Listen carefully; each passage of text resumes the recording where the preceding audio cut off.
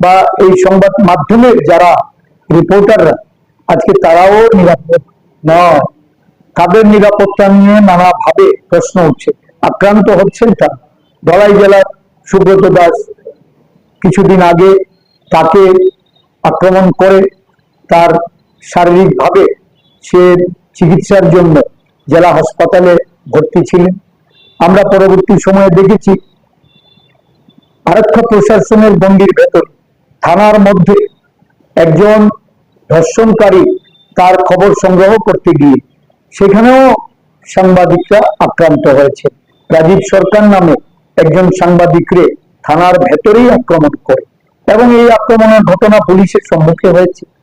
Police নির্বিকার এবং এই ঘটনা নিয়ে জার্নালিস্ট অ্যাসোসিয়েশন অফ ত্রিপুরা তারা প্রতিবাদ করেছে, সাংবাদিকের পাশে দাঁড়িয়েছে।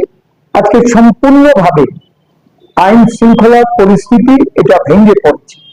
সাধারণ মানুষ তাদের নিরাপত্তার অভাব বোধ করছে। শাহজাহান ইসলাম আমাদের দলীয় কর্মী, তার বাড়িতে আক্রমণ সংঘটিত করে তার বাবা, তার মা, তার শিশু, তার বাড়ির ছোট যে শিশু সদস্য তাদেরকেও আক্রমণের মুখে পড়তে হয়েছে। তাদেরকে নানাভাবে মারধর করে তাদের জিনিসপত্র আসবাবপত্র ভেঙে দিয়ে ক্ষতি সাধন করার পরে পুলিশ তাদের বিরুদ্ধে এফআইআর নিয়ে তার বাবা এবং ভাইকে বিনা অন্যায়ে তাদেরকে জেল হাজতে প্রেরণ করেছে। এটা আজকে এখানে বিচার ব্যবস্থা, আরক্ষা প্রশাসন থেকে শুরু করে প্রশাসন সম্পূর্ণরূপে আজকে একটা একদলীয় নির্দেশের মাধ্যমে পরিচালিত হচ্ছে।